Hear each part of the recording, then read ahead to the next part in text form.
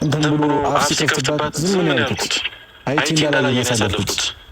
ያሁኑ ግን በዛ በጣም አለ ነገራቶች ሲበዙ ማርም ሲበዛ ይመራል ይባላልና ከዚህ በላይ ደግሞ ማንም ሰውም እህቴ ላይ እንዲጮህም እንዲናገርም አልፈልግም። በትክክል ማርያምን ሰው የሌላችሁ እኮ የሚመስለው ቪዲዮ ላይ ካያችሁ ሰው የሌላት በቃ ማንም ሰው አየሽ ሚላት የሌላት የሚመስለው በትክክል ከአሁን በኋላ ሁላችሁ ዳር ዳር ትይዛላችሁ፣ ስነ ስርዓት ትይዛላችሁ። ስነ ስርዓት እንዲኖራችሁ ነው የምፈልገው።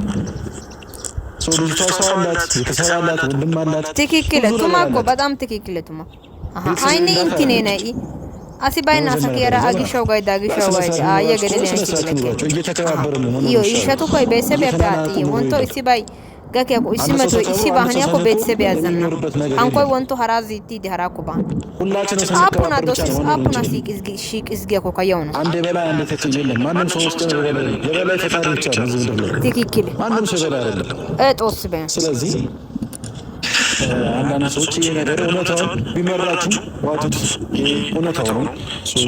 ቤተሰቦች ያው ብሩክም ያለበት ቦታ ነገር ያለው ሰፈር ድረስ መውጣት ያለ ሰፈር ላይ ነው እየጠበቁት ነው። እሱ ምን ማውራት እንደፈለገ ከኔ ጋር ምን ማውራት እንደፈለገ ሲመጣ ደግሞ አብረን የምንሰማውና የምናየው ይሆናል። እኔ ከእሱ ጋር ምንም ማውራበት ኬዝ የለኝም። በቃ እህቴ ነው ይዤ የወጣሁት መፍትሄ አለኝ፣ የራሴ ነው መፍትሄ አለኝ። እህቴ ይዤ የወጣሁት የትም ደግሞ አልወሰድኳትም፣ ራሴ ቤት ያስገባሁት የራሴ የሆነ መብት ነው።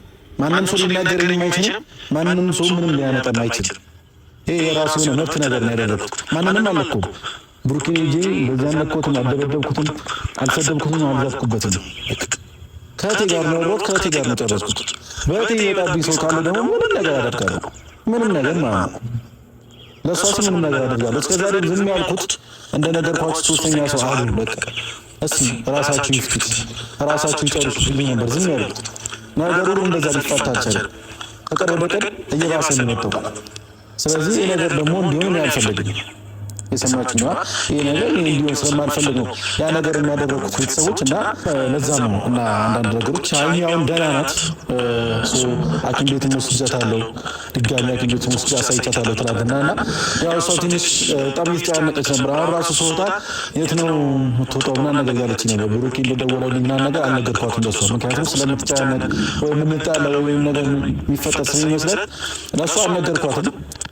ብሩኬ እንደደወለልኝ ወይም ደግሞ ብሩኬ እንደማገኘው አልነገርኳትም፣ እንድትጨናነቅ ስለማልፈልግ ማለት ነው። ከአሁን በኋላ በቃ ትሪት እያደረግኳት የሚያስፈልጋት ነገር እየሰጠኋት እንደ ወንድም እሷን መንከባከብ ነው የምፈልገው እንጂ እንድትታመም ወይ ከቀን ወደ ቀን እቺ ልጅ ገና ልጅ ነች እንዴ። በልጅነት ወይም ነገር ብትሆንስ በትክክል ማርያም ነገ ጸጸት ይባል ነገር አለ። ገብቷችኋል?